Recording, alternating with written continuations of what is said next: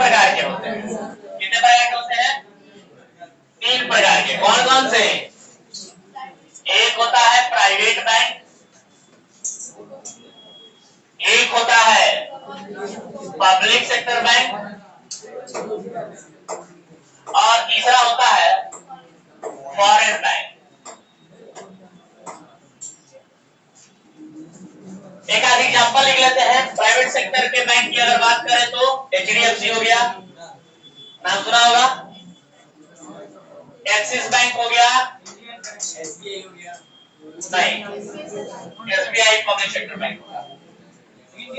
लियो public sector bank में कौन आएगा? SBI आ जाएगा, PNB पंजाब नेशनल बैंक आ जाएगा, इस तरीके से। समझिए बात। और अगर फॉरेन बैंक की बात करें तो सिटी बैंक हो गया, या HSBC मैंने नाम बताया, ये हो गया। इस तरीके से ये सब फॉरेन बैंक हो गए। कुछ कुछ एग्जांपल, हालांकि और बहुत सारे होते हैं। अब समझिए, इन बैंकों में, बैंक कोई भी हो, इन बैंकों में जो अकाउंट होता है वो अलग अलग तरह के अकाउंट खोले जाते हैं। तो अगला हमारा टॉपिक हो जाएगा टाइप्स ऑफ बैंक अकाउंट। बैंकों में अकाउंट खुलता है ना? अरे बोलो ना भाई, बैंकों में अकाउंट खुलता है ना? तो बैंकों में किस किस तरह के अकाउंट खुलते हैं देखो। तो टाइप्स ऑफ बैंक अकाउंट में कहेंगे कि किस किस तरह के बैंक खुलते हैं। तो पहला जो आप सभी जानते हैं, आप लोगों का क्या खुलता है सर? सेविंग बैंक अकाउंट, जानते हो ना? बोलो ना। एक FD होता है, फिक्स डिपॉजिट, जानते हो ना? ये भी अलग से खुलता है। बोलो। एक होता है करंट अकाउंट। सर तो आप लोग ये सेविंग के बारे में तो जानते हो, सबका लगभग सेविंग बैंक अकाउंट होगा, लगभग सबका होगा, है ना? जिसमें लोग पैसा नॉर्मली सेविंग के लिए कभी भी जमा कर सकते हैं, कभी भी निकाल सकते हैं। लो रेट ऑफ इंटरेस्ट मिलता है सेविंग बैंक अकाउंट पे, 3% 4% के आसपास, है कि नहीं?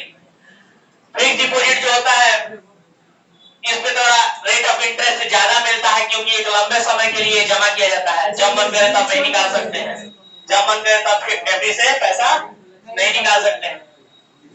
निकालेंगे तो फिर वो रेट ऑफ इंटरेस्ट नहीं मिलेगा। उसके बाद करंट अकाउंट। ये करंट अकाउंट कुछ खास होता है, जरा सुनिए इसके बारे में। ये सेविंग अकाउंट है, FD तो कोई भी करवा सकता है, लेकिन करंट अकाउंट सब लोग नहीं करवाते हैं। करंट अकाउंट नॉर्मली वही लोग कराते हैं जो बिजनेसमैन होते हैं।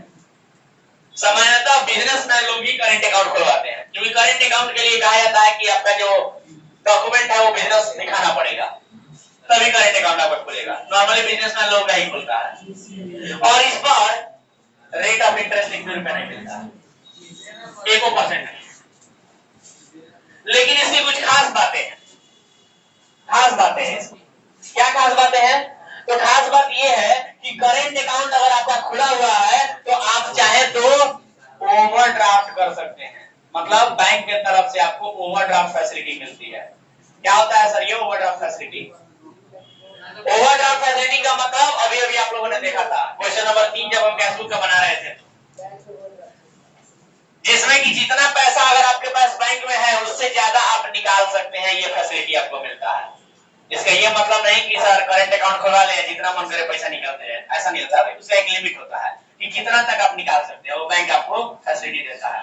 वो आपके औकात के हिसाब से डिसाइड होता है। औकात कहने का मतलब कि आप कितने बड़े बिजनेसमैन हैं, समझिए बात। उसके हिसाब से तय होता है ओवरड्राफ्ट फैसिलिटी, कितना रुपया तक का ओवरड्राफ्ट आपको मिल सकता है। एक बिजनेसमैन से हमारी बात हो रही थी,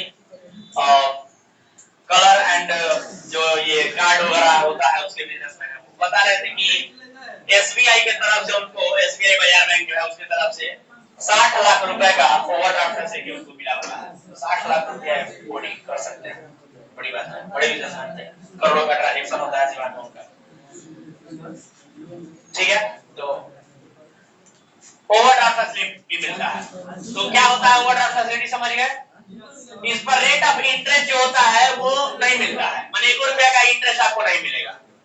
समझिए बात। जब चाहे पैसा जितना चाहे आप बैंक में जमा कर सकते हैं, जब जितना चाहे निकाल सकते हैं, साथ में ओवरड्राफ्ट भी कर सकते हैं। तो ये सब फैसिलिटी मिलता है आपको कहां पे? कौन से अकाउंट में? करंट अकाउंट में। उसके बाद और भी तरह तरह के अकाउंट होते हैं, जैसे आप लोगों ने सुना होगा रिकरिंग डिपॉजिट एक लोग कराते हैं। रिकरिंग का नाम सुने हो? रिकरिंग रिकरिंग अकाउंट है। ये क्या होता है सर रिकरिंग अकाउंट?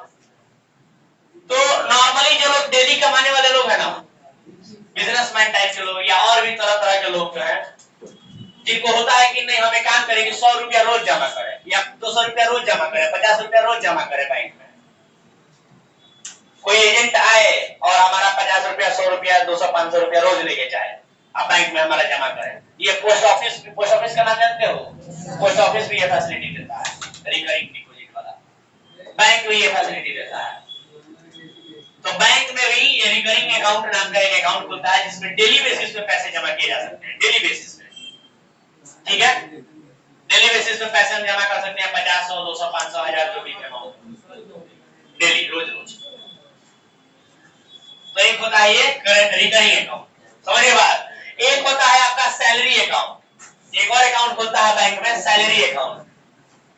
और ये सैलरी अकाउंट नाम से यह स्पष्ट है कि उन लोगों का खुलता है जो लोग की सैलरी उठाते हैं। सामान्यतः जो लोग सैलरी उठाते हैं या रिटायरमेंट का जो लोग पैसा उठाते हैं, आपके घर में बूढ़े दादा दादी लोग होंगे, अगर हो सकता है उनमें से कोई सरकारी नौकरी में होगा तो रिटायरमेंट मिलता होगा उनको, पेंशन। तो जो लोग पेंशन वगैरह उठाते हैं उनका भी सैलरी अकाउंट खुला रहता है। या जितने सारे नौकरी वाले लोग हैं, सरकारी नौकरी खास करके या प्राइवेट नौकरी में बहुत सारे, उनका क्या खुला होता है? सैलरी अकाउंट बैंकों में खुला होता है। वो उसी अकाउंट पे महीनों दिन सैलरी उनके चला जाता है, उसी में सब लोग निकालते हैं। तो सैलरी अकाउंट के नाम से ही उनका अकाउंट खुलता है बैंकों में। और एक लास्ट होता है और NRI account. NRI account, NRI जानते हो क्या होता है? अच्छा, एनआरआई शब्द आप लोग कहीं ना कहीं जरूर सुने होंगे फिल्मों में। लड़का एनआरआई है, कैसा हीरो लोगों का शादी अक्सर तय हो जाता है ना, हीरो लोग यहाँ पर सोचता है कि अब शादी कैसे तोड़े। एनआरआई लड़कों से शादी तय हो जाता है हीरोइन लोगों का, है ना फिल्मों में। तो ये एनआरआई होता कौन है भाई? एनआरआई कौन होते हैं? वो एनआरआई लोग जो हमारे हीरोइन लोगों को उठा ले जाते हैं यहाँ से। अक्सर फिल्मों में ऐसा दिखाता है, बोलो ना, कि शादी तय हो गया, एनआरआई लड़का है। एनआरआई का मतलब होता है नॉन रेजिडेंशियल इंडिविजुअल या इंडियन, या यहाँ पर आप कह सकते हैं नॉन रेजिडेंशियल इंडिविजुअल। मतलब ऐसा कोई व्यक्ति जो यहाँ का नॉन रेजिडेंट है, मतलब यहाँ का निवासी नहीं है। निवासी नहीं है, ये बात कैसे तय हुआ कि यहाँ का निवासी है कि नहीं है? देखिए, तो रेजिडेंशियल स्टेटस जो है, यानी कि निवास स्थान जो है, वो तय किया जाता है इनकम टैक्स। आप लोग आगे चल के पढ़िएगा, बीकॉम में आइएगा तो या सीएससी में करने जाइएगा तो पढ़ने को मिलेगा। उसमें बताया जाता है सामान्यतः बहुत सारे रूल है, जिसमें से एक छोटा सा बताते हैं कि अगर आप अपने देश में, भारत का क्या कानून है कि अगर आप अपने देश में एक साल में 182 दिन या उससे अधिक रह जाते हैं तो आप यहाँ के रेजिडेंट माने जाएंगे। लेकिन अगर आप अपने देश में एक साल में 182 दिन से ज्यादा नहीं रहते हैं, उससे कम रहते हैं, तो आप यहाँ के नॉन रेजिडेंट माने जाएंगे, सॉरी मतलब नॉन रेजिडेंट इंडिविजुअल माने जाएंगे। समझिए बात। तो इस तरीके से तय होता है रेजिडेंशियल स्टेटस कि आप यहाँ रहते हैं कि नहीं रहते हैं। अरे सिंपल सी बात, जो लोग विदेश जाके कमाते हैं ना, विदेश रहते हैं, उन्हीं को कहा जाता है यही के, लेकिन विदेश में कमा रहे हैं, उन्हीं को बोला जाता है। क्योंकि वो लोग यहाँ तो रहते नहीं है, कभी कभार आते हैं यहाँ पर, साल 2 साल 3 साल 4 साल पे आते हैं, तो 2-4 महीना रहते हैं बस, उसके बाद चले जाते हैं, फिर आते हैं 2-4 साल बाद। समझ रहे हो बात? उन्हीं को एनआरआई कहा जाता है। विदेश में जाके लोग कमाते हैं जो सऊदी, एनआरआई उनको कहा जाता है। तो उनका जो अकाउंट एक अलग से बैंकों में कभी कभी ऐसा देखने को मिलता है कि उनके ट्रांजैक्शन जो होते हैं बैंक में, उनके लेन देनों के लिए एक अलग अकाउंट खोला जाता है जिसको एनआरआई अकाउंट कहते हैं। समझ रहे हो बात? तो इस तरीके से इतने सारे बैंक के टैक्स होते हैं और इतने सारे बैंक अकाउंट के टैक्स होते हैं। समझ गए बात? बोलो ना। करंट अकाउंट में मैंने बता दिया क्या होता है, सेविंग अकाउंट में सबके बारे में थोड़ा बता दिया है ना, एफडी के बारे में बता दिया, रिकरिंग के बारे में बता दिया, सैलरी अकाउंट के बारे में बता दिया, एनआरआई के बारे में बता दिया। इस प्रकार से इतने सारे अकाउंट होते हैं और भी हो सकते हैं। ठीक है सर? तो चलिए आज के लिए मेरा क्लास यही ओवर होता है। आप लोगों से मिलते हैं अगले क्लास में, तब तक के लिए टाटा बाय बाय।